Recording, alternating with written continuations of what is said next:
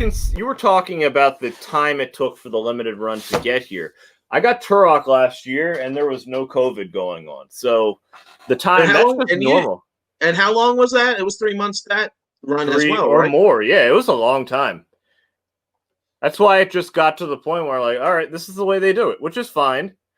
And Best Buy sells limited run. They have an entire section now. Now, was Turok also sold at Amazon and Best Buy? No, it is sold at Best Buy, though, but they're individually sold. They're not sold in a pack, which to me is completely irrelevant. You know, they've got that new Turrican coming out for the strictly limited.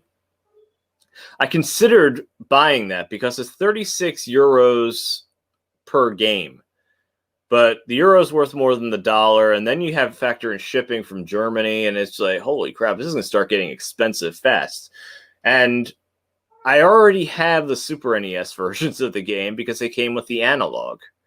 Yes. So don't really need to spend that kind of money.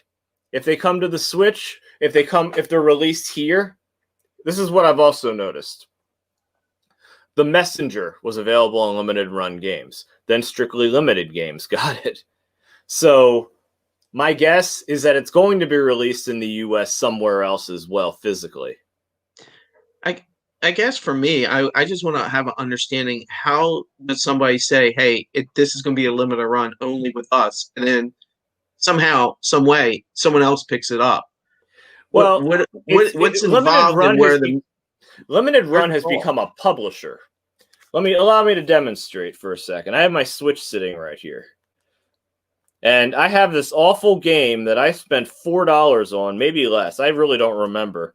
But it was a limited run game, okay? It's not limited in any way, shape, or form, especially if it's digital. Think about that for a second. It's a digital game, but it's a limited run published game. Now, my thoughts are... I think I deleted it. It was such a piece of crap. It was Night Trap. There it is. Going to bring in the next coming years? I mean, is this going to boost the value, saying, hey, I have a limited run box? Night Trap is a limited run release, as is a game that I did like. I did a video on it when I first saw it for $1. I figured I'd give it a try. Cosmic Star Heroine. That's also published by Limited Run Games. So consider it more of a publisher than anything else. Makes sense. And that seems to be the direction they're headed. Maybe when they first started, that was their basis. But as time's gone on, and as the company's grown, you can see where there's nothing limited about something you publish digitally. Because at that point, it's a multicast. It's just going out. Anybody can download it, so be it. And there's going to be an infinite number of copies. They may be encrypted to that and tied to that console, but they're still released in an infinite amount. Anybody who wants Night Trap can go on to the Nintendo store, the PlayStation store, the Xbox store, I assume Steam store as well, and download it without any issue. See, I guess for me, I know that you've talked before. Shiny things don't really appeal to you. No, shiny things don't appeal to me. But if there's a certain cool-looking case that comes along with a game, it may tickle my fancy, just because that's where I feel like Limited Run's trying to set themselves apart from the different variations that they have when you purchase a game, right? Which I have no problem with, which I find is really cool. But I'm also looking in the long run is this really going to bring value to this game later in life? It's like buying a car. You know it's only going to go one way. Unless it's some kind of unique vehicle. And that's what my thoughts are. Certain games, like Bloodstained, I bought the Best Buy edition, okay? The only reason I bought it from Best Buy is it came with a free tin, which is basically like the tin that came in under the Switch case on ours. So, had it cost extra, I would have just gone with some other company. I wouldn't have bought it at Best Buy. I really think retro games I will buy complete if I can afford to do so. If they are so overwhelmingly expensive, then I'll just get the cart. Yeah, I think that's where I was going with it, is that if it's something pretty cool, yeah, we'll probably take a look at it.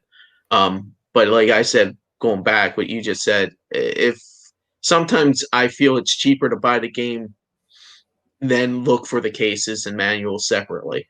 Well, I mean, the games we're buying are 30 years old. Some of And them are older than that. yes, that is true. That is true. Over 30 years old. And I mean, that's the reason why Streets of Rage 3, I only bought it as a cart. Because one, I knew I could get a pretty similar reproduction case.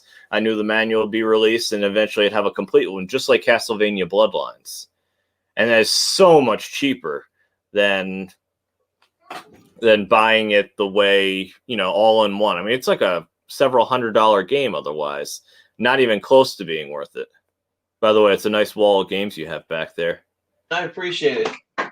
So, do I need to look over any more of them and try to identify a repro? No, I learned my lesson. So I bought this complete not that long ago. I think I shared that with you. Unfortunately, it doesn't have the manual. But I only got this with the original case and game inside. It was like $80. Yeah. I think I spent about maybe 50 for mine. Now for this is my pride and joy right now. Splatterhouse 2? Yeah. I know we're going off topic, but that's all right. Whatever. This I got for $150. Holy not crap. that long ago either, and the thing has skyrocketed in cost. I remember seeing that in the store. Have you looked for the third one? Because that one's even more expensive. No, I think I'm stopping at this one right now. I'm going to look for the TurboGrafx version. Okay. I'm going to go for the first one first. I think my ultimate goal now is to try to find some unique stuff, such as the CD-ROM that went with the Turbo. I know that's going to be finding You'd be better off just buying a Turbo Duo PC or a PC Engine Duo and then converting it. It'd be interesting if Limited Run ever did a TurboGrafx release. Now they would have my interest again. I'm not gonna lie. Yep, I will backtrack and say, yeah, it's really hard to find these games at reasonable price. Airbunk was like $100. And I have that on my Mini. By far, I would spend that kind of money. But I have the Mini as well right behind me.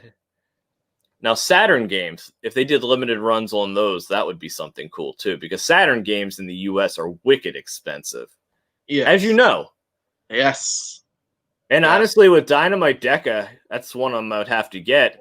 I don't care if it's Die Hard Arcade or it's just a translated version of Dynamite Deca. It's the exact same game. It just doesn't have Bruce Willis / John McClane in it. Instead, and some woman we've never seen before in any of the Die Hard movies. No, not that we know of. You're right. The movie's been around since the early 80s. Why would we suddenly expect to see it in the next one called John McClane? She hasn't been in any of the movies before. Well, whatever. Yeah, who knows? The kid-friendly show was about to say something, but I stopped myself. I always mark everything as 18 and plus. That's probably why I don't get any views. You non-friendly gamer. Generational, non-child-friendly gamer. I mean, if my kids walk down here and they hear me say something, then my son, he'll usually go, "Daddy, you shouldn't say that. I might repeat it." Well, if you know it's not right to say, don't repeat it. But you've already answered your question. Yeah, he hears me say it. No, but going the whole Rodney Carrington routine. Yeah. Bullshit. So once again, I'm going to reiterate: I will not Limited Run. I think what they do is pretty cool. I just don't think it's for me, and I think Gamer feels the same way. That it may not be for him. Feel that way. I don't think I'm going to buy any more from them unless there's something that absolutely blows me away. I'll say it right now. You will have me back if you can do some graphic 16 games. That would definitely Limited Run. Okay, yeah. So I think the issue for Limited Run, I don't. Okay, so could Limited Run do a TurboGrafx 16? I don't even know if you can buy repro carts for TurboGrafx 16. Can you? Anybody know? Yeah, someone tell us. I mean, I see them still doing Nintendo stuff. Actually, I think you can. I think you can buy repro carts for it. Yeah, you can buy repro carts for TurboGrafx. So there we go. There we go. There is a niche that I don't think anyone's really doing. And people like me who have a system, who's paid good money for one. I now only own 2 games. I've had it for over nine months now. Well, we can just cycle back to actually talking about what we'd like to see limited run produce that would interest us. Yes. Such as TurboGrafx. Correct. Saturn. Yes. I mean, all they have to be...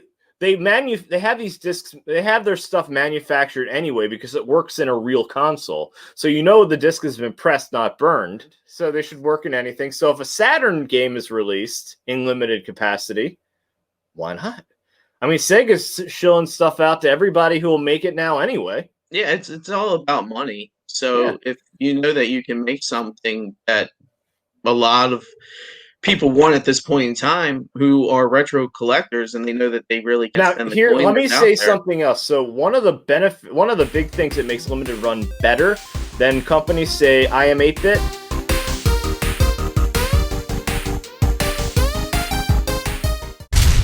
If you got this far, you probably liked the video. Well, how about checking out some of these other ones? And if you like them too, please subscribe. Have a good one.